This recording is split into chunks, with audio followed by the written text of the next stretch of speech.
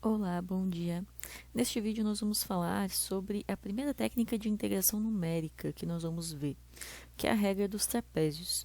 A regra do trapézio, ela consiste em aproximar uma função f de x qualquer por um polinômio de grau 1. Tá? Um polinômio de grau 1 é uma reta, né? O nome do método vem do fato que a região entre o eixo x e a reta que liga os pontos sobre o gráfico da função, nos extremos do intervalo, forma um trapézio. Só para exemplificar o que está sendo dito aqui, digamos que nós tenhamos o seguinte, só para o eixo x, o eixo y, digamos que a nossa função esteja aqui, né? E eu queira calcular qual seria a área abaixo desta curva entre estes pontos. Então, no que consiste a regra do trapézio? Eu criaria aqui uma reta, aqui também, né? E criaria uma reta que une esses dois pontos. Essa reta, essa última que eu fiz aqui, eu encontro a equação dela através de um polinômio interpolador de Lagrange. Então, eu encontro uma reta que passa por estes dois pontos. E, então, eu fico com este trapézio. O que eu estou determinando é a área deste trapézio. Bom, então, neste caso, nós utilizamos x1 como sendo o valor de a da integral, x2 como sendo o valor de b, e h vai ser x2 menos x1. Então, se aqui nós temos o x1, que é o próprio valor de a, aqui nós temos o x2, que é o valor de b, e este tamanho aqui vai ser o valor h. Ok? Bom, e a notação y igual a f de xi, nós então vamos obter, através da interpolação de Lagrange, um polinômio desse tipo, que é p1 de x igual a y1 L1 e y2 L2 de x. Aproximando então a f de x pelo polinômio de Lagrange, de grau 1, e integrando, né, nós obtemos o seguinte. Então, a integral da f de x vai ser a mesma integral do polinômio. Vai ser uma aproximação dessa integral. E a integral deste polinômio, ela vai ser igual, então, a y1 L1 de x mais a integral de y2 L2 de x. Então, esse P1 eu substituí pelo polinômio de Lagrange. O y1 e o y2 vão ser constantes, eles vão ser valores definidos para mim, né? Então, eu posso retirar eles da integral e eu fico só com a integral de L1 de x e L2 de x. Bom, então, eu estou chamando essa integral de a até b de L1 de x de A1 e essa outra integral de A2. Onde? Então, quem é a nossa A1? A1 ela vai ser a integral de L1 de x dx. Só que quem é L1 lá no polinômio interpolador de Lagrange? É x menos x1 dividido por x2 menos x1 dx. Né? Só que x2 menos x1 a gente acabou de ver que, neste caso, é o valor de 2h. Quer dizer, desculpa, x2 menos x1 é o valor de h.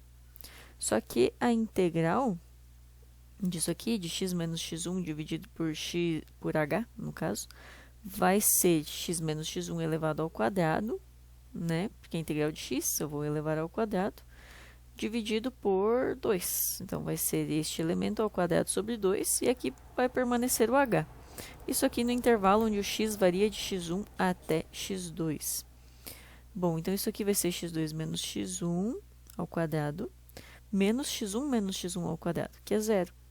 Então, vai ficar aqui x2 menos x1 ao quadrado dividido por 2h. Só que x2 menos x1 é h. Então, a gente fica com h ao quadrado, que é o que está aqui, dividido por 2h. E h ao quadrado dividido por 2h simplifica um h, né? Vai dar h sobre 2 ou meio h. Da mesma forma, então, nós vamos dizer que o A2 também vale meio h. Então, da regra dos trapézios, a gente consegue retirar que essa integral ela pode ser aproximada por meio vezes a f de a, mais meio vezes a f de b, tudo isso vezes o h. Na verdade, é meio vezes y1, né, que é o que a gente tinha aqui em cima. Ó. Então, meio vezes meio h vezes y1, mais meio h vezes y2. Só que y1 é o f de a e y2 é o f de b. E o h está em comum em ambos, então coloco ele em evidência. Bom, a regra do trapézio ela possui um erro, pela própria visualização ali vocês viram que ela tem um erro.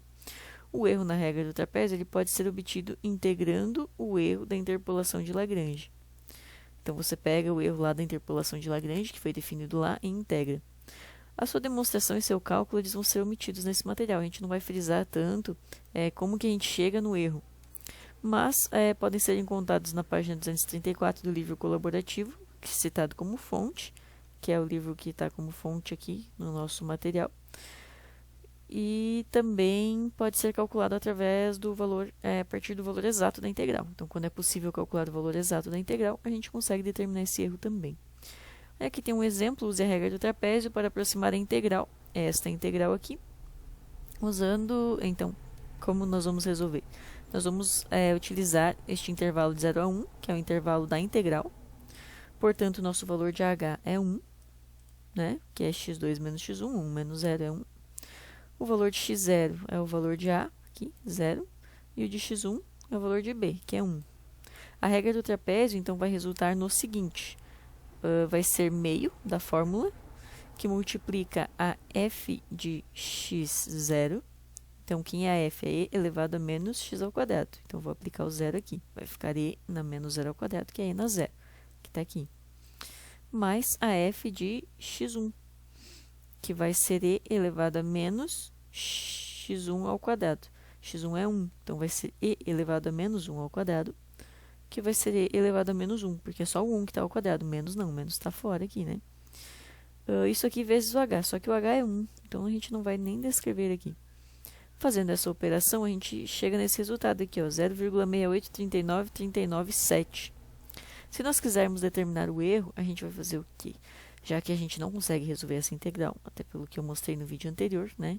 Se a gente não consegue e na x ao quadrado, a gente também não consegue e na menos x ao quadrado. Então, a gente vai resolver isso aqui utilizando o Wolfram alpha, que está aqui. Então, vamos lá. Integrate o que nós queremos integrar. Nós queremos integrar e na menos x ao quadrado. Então, a exponencial de menos x ao quadrado. Aqui ainda não... E daí eu quero isso aqui de 0 a 1. É from 0 to 1. Está ali. Vamos ver, nosso resultado é esse aqui, 0,746824. Qual é o resultado que nós obtemos lá? 0,68. Então, não é uma aproximação muito boa. O que a gente poderia fazer para melhorar esta aproximação? Bom, nós poderíamos subdividir o intervalo em mais partes. Por exemplo, só que esta aí já não seria a regra do trapézio simples, né? Seria uma regra do trapézio mais composta. O que eu faria? Eu dividiria esse intervalo em mais partes, dividiria ele em 5 partes, por exemplo. Aí faria de 0 a 0,2, 0,2 a 0,4, e daí criaria vários subintervalos, calcularia aqui várias integrais, né? Faria integral de 0 a 0,2, depois de 0,2 a 0,4 e tal. Com certeza o nosso resultado aqui ele já seria melhor. Por quê? Porque a gente vai minimizar o erro ali nos trapézios gerados. Mas, na regra do trapézio simples, a ideia é apenas essa. Tá? Depois, como exercício, eu pedi para usar a regra do trapézio para aproximar esta integral e verificar o erro em seu cálculo, comparando com o valor obtido de forma analítica. Então, essa integral é possível resolver de forma analítica. Basta fazer uma substituição aqui, que o u vale 2x. Tá? E daí, resolver. Só não esqueçam que quando calcularem o cosseno do ângulo, utilizem a calculadora em radianos. E essa é a ideia. Até mais, gente. Nos vemos no próximo método.